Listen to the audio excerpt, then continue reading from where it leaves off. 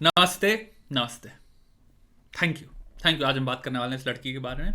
Sana Ali, daughter of a bus driver, becomes ISRO scientist. पहले congratulation कर दो सबके सब इस लड़की को। कॉन्ग्रेचुलेशंस, बहुत बहुत congratulations.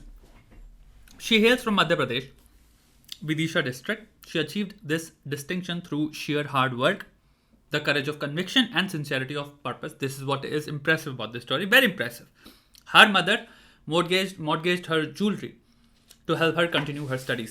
Amazing example of amazing parents as well. पिताजी बस चलाते हैं, इन्होंने भी through share hard work conviction से अपनी बेटी को पढ़ाया, रखा, कंटिन्यू किया। Honourable man.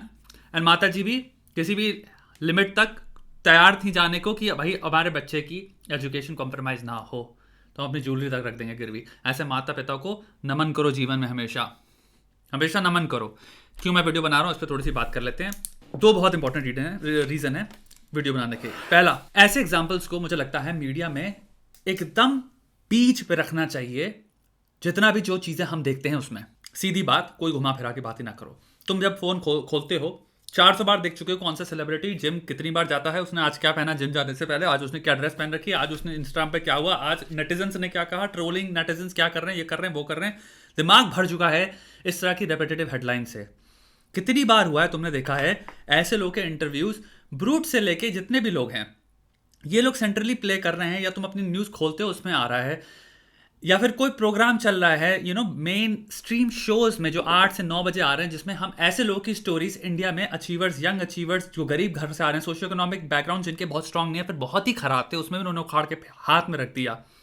एंड जरूरी नहीं है आपको सिर्फ इंजीनियर्स, साइंटिस्ट, नो, आप उसको ब्रॉडन कर सकते हो, क्रिएटिव फील्ड्स में भी घुस सकते हो। और ऐसा नहीं जिसने अभी तुरंत अचीव किया है, कोई हो सकता है 30 साल का इंसान हो, आज हो सकता है किसी जगह पे क्रिएटिव डायरेक्टर हो, किसी जगह पे बहुत ही क्रिएटिव फील्ड में बहुत बढ़िया काम कर रहा हो, बहुत ही बढ़िया एंटरप्रेन्योर बन चुका हो सकता है फ्रीलांस बढ़िया बिजनेस कर रहा हो, डिजाइनर हो बहुत सक्सेसफुल। आप हमेशा स्टोरीज ढूंढते हो, लोगों का बैकग्राउंड देखते हो, फिर दो इंटरव्यूज करते हो। पहला उस इंसान का, यानी कि इस स्टोरी में यहाँ पे ये लड़की हो गई सना, दूसरा हो गया उनके माता पिता का। इन दोनों स्टोरीज को जितना ज्यादा टीवी पे तुम दिखाओगे उतना ज्यादा तुम बहुत भयंकर लेवल पे दो बहुत बड़ी प्रॉब्लम सॉल्व करते हो, और उन प्रॉब्लम्स की मैं बात करने वाला हूं। पहली प्रॉब्लम, अब हम थोड़ा सा साइकोलॉजी में जाने वाले हैं, तो माफ करना अगर हल्का सा आपको बोरिंग लगे। पहली प्रॉब्लम को कहते हैं, ये एरिक्सन की थ्योरी के अंदर आ रहे हैं, इसमें बैंडोरा की थ्योरी भी होगी और फेस्टिंजर की तुम्हारी सोशल कंपैरिजन थ्योरी भी होगी। हम तीनों चारों चीजों को घुसा देंगे, ठीक है। पहले हो गई एरिक्सन की थ्योरी साइको सोशल डेवलपमेंट की। इसमें एक स्टेज आती है जिसको कहते हैं आइडेंटिटी कंफ्यूजन। आइडेंटिटी कंफ्यूजन होता है, समझ लो 12 से 20 साल के बच्चों के बीच में। 12 से 20 साल के बच्चों में इस थ्योरी के हिसाब से भयंकर लेवल की कंफ्यूजन होती है। पहली चीज आइडेंटिटी को लेके, मैं हूं कौन, मैं मुझे करना क्या चाहिए, पर्पस को लेके, ठीक है। फिर आई दूसरी थ्योरी बैंडोरा की, उसके बहुत जगह पे वो जाती है थ्योरी, लेकिन हम सिर्फ इस डोमेन रिलेटेड बात कर रहे हैं और बहुत सिंप्लीफाई करके मैं बात करने वाला हूं। हम बेसिकली सोशली लर्न करते हैं चीजों को, बिहेवियर्स को, ठीक है।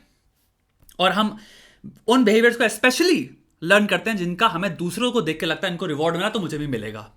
काइंड ऑफ थोड़ी सी कंडीशनिंग वाली थ्योरी भी आ गई, क्लासिकल कंडीशनिंग की, यानी कि वाइकैरियस कंडीशनिंग हो रही है हमारी। यानी कि अगर हम किसी इंसान को देखते हैं दूर से, वो कहता है कि पैसा कमाओ, लड़कियां घुमाओ, मजे करो जीवन के, वो दिखा रहा है कि ये देखो रिस्पॉन्सेज ये सब हैं, सब चीजों के, इस तरह के लाइफस्टाइल के, तो मैं भी अनकॉन्शियसली कंडीशन हो रहा हूं, मेरी भी क्लासिकल कंडीशनिंग हो रही है वाइकैरियसली, दूर से देख के। समाज हम देख के सीखते हैं।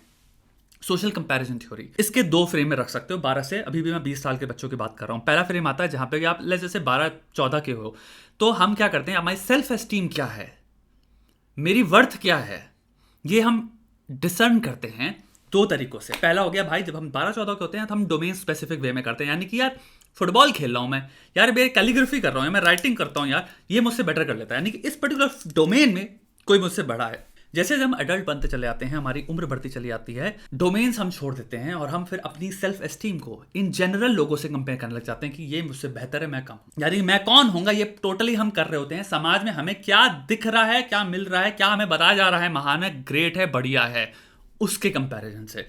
मेरा आपसे सेंट्रली पहला क्वेश्चन आता है, जितने लोग भी देख रहे हैं, अगर आप अभी तक बोर नहीं हुए तो थैंक यू भाई, और अगर आपको अच्छा लग रहा है सब तो प्लीज सब्सक्राइब करिए। पहला प्रश्न आ रहा है कि आप, अभी हम सब एक एक्सरसाइज करेंगे 14 साल से 12 साल तक के बच्चों के will go into their shoes and will think from their point of view. ठीक है, क्या लगता है रियलिटी आज के बच्चों को मिल रही है? It's a very dangerous question, क्योंकि जो बच्चों को मिल रहा है वो क्लियरली बहुत भयंकर लेवल पे ऐसी वैल्यूज है जो क्लियरली माँ बाप तो नहीं सिखा रहे, या उनको ना उनका वो समाज सिखा रहा है। अब उनको प्रिडोमिनेटली वैल्यूज वो लोग सिखा रहे हैं जिनको लग रहा है कि यार मैं इस इंप्रेशनेबल बालक दिमाग को, नाबालिग दिमाग को, जो कि अभी फॉर्म ही नहीं हुआ है दिमाग, क्या बेच सकता हूं कुछ वाइकेरियस फायदा दिखा के, जो कि असली फायदा नहीं है, लेकिन इस बेवकूफ को क्या पता, थोड़े से फॉलोअर्स ले सकता हूं, अपनी फॉलोइंग बढ़ा सकता हूं।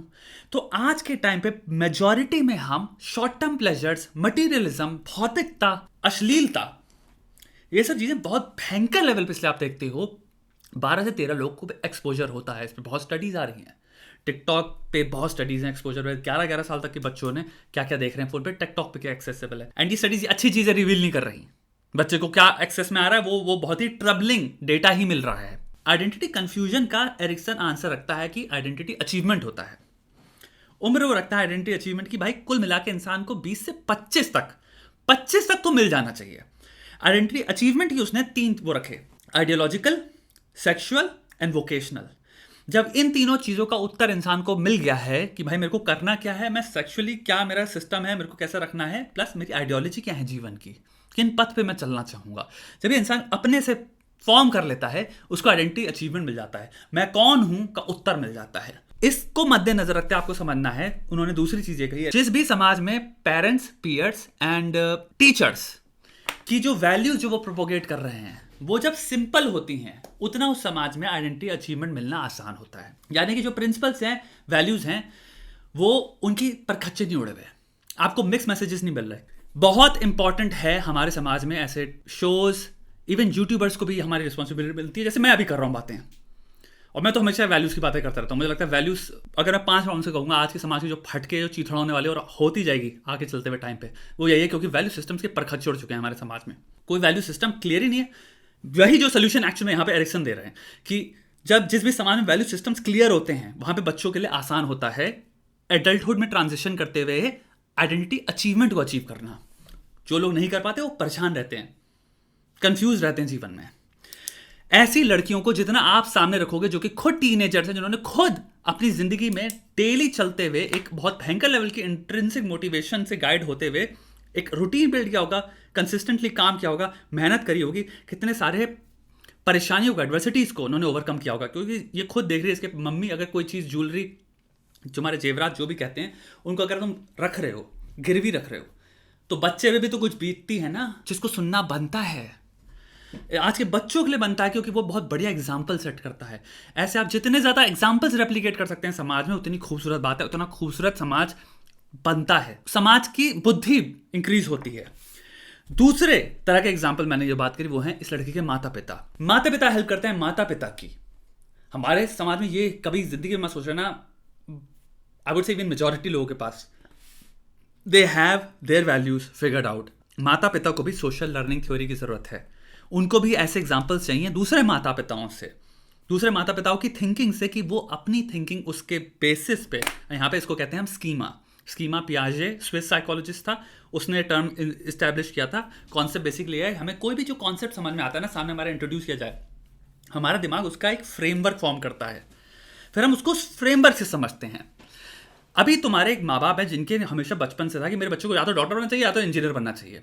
उसने अपने बच्चे के करियर के पॉइंट ऑफ व्यू से एक स्कीमा बिल्ड किया जो कि काइंड ऑफ डॉक्टर और इंजीनियर तक ही सीमित है, उसके बाद मर जाता है। उसको स्कीमा को अकोमोडेट या असिमिलेट करने के लिए, यानी कि अब उसमें थोड़े से चेंजेस लाने के लिए, या फिर उसको कंप्लीटली नया थोड़ा सा और बड़ा करने के लिए दूसरे माँ बापों के टेस्टिमनीज की जरूरत है, जिन पे वो ट्रस्ट कर सकता है, जिनकी वो सुनेगा। यानी कि एक माँ बाप जो कह रहे हैं मेरा बच्चा डिजाइनर हुआ करता था, उसकी टेंडेंसीज ये थी, 15 से वो ये करने लगा था, फिर 12 से उसने ये करने लगा था, उसको इंजीनियर डॉक्टर नहीं बनना था। जब ये माँ बाप हमारे समाज में जितना ज़्यादा ऐसे एग्जाम्पल्स को देखेंगे, उनको उतना ज़्यादा उनके स्कीमास अकोमोडेट करेंगे वो नए तरीके की थिंकिंग को, यानी को एक्सपैंड करेंगे नई न्यूअर थिंकिंग को। I will not just allow my thoughts and my decisions to be dictated by जो मेरे अभी तक जो मेरा एग्जिस्टिंग स्कीमा था उसके बेसिस पे, मैं अपने स्कीमा को एक्सपैंड करूंगा। ऐसे माँ बाप की इसलिए स्पेशली जरूरत है क्योंकि एजुकेशन से बड़ा वेपन कोई है ही नहीं दुनिया में। चाहे छोटा सा बच्चा पैदा हुआ है तब से लेके आई डोंट थिंक दुनिया में कोई भी टाइम है जहाँ पे मैं कहूँगा आप एजुकेशन फ्री हो, चाहे आप 70 को चाहे आप 80 के हो, एजुकेशन फ्री कभी मत होना। एजुकेशन आपकी बुद्धि के लिए सबसे खूबसूरत सबसे गजब चीज है। वो समाज जो एजुकेशन को बहुत तगड़ी तरह से प्रायोरिटी देता है वो बहुत गजब समाज है। चाणक्य का भी वो है ना तुम्हारा कोट, माता शत्रु पिता वैरी यन बालो ना पाठिता ना शोभते सभा मध्य हंस मध्य बको यथा। ये चाणक्य ने कहा है। भैया पढ़ाई बहुत इंपॉर्टेंट चीज है, बहुत इंपॉर्टेंट चीज है। वो माता शत्रु हैं पिता तुम्हारे, जो तुम्हारे को पढ़ाई के अगेंस्ट लेके आ रहे हैं। तो ऐसे पेरेंट्स आइडियल एग्जाम्पल्स हैं सोसाइटी में, ना सिर्फ बच्चों के लिए, बच्चे थोड़ी रिलेट करेंगे इससे, लेकिन सारे सोसाइटी में पेरेंट्स के लिए। तो इनको भी आप सेंट्रल में रखो। जितना ज़्यादा ऐसे पेरेंट्स को आप रखोगे, इनकी इनर वर्किंग देखोगे, इनका डेडिकेशन देखोगे, इनका माइंडसेट देखोगे, क्यों वाई देखोगे इनका, जितना एक्सप्लोर करोगे क्यों उन्होंने था कि बच्चों को पढ़ाना के पढ़ा के हमें बनाना ही है कुछ ना कुछ। सिर्फ साइंटिस्ट इंजीनियर नहीं, क्रिएटिव फील्ड्स में भी जाओ, जो जो फील्ड्स आपके पास अवेलेबल हैं सब में जाओ, सबके माँ बाप को एक्सप्लोर करो यार। इस सोसाइटी में ऑटोमेटिकली मैं आपको लिख के दे सकता हूँ, जितना ज्यादा आप एक्सप्लोर करते हो इंसानों में, स्पेशली जिन लोगों ने अपनी लाइफ डेडिकेट करी है एक नोबल कॉज के लिए, उनकी थिंकिंग ऑटोमेटिक एक और सोल्यूशन है।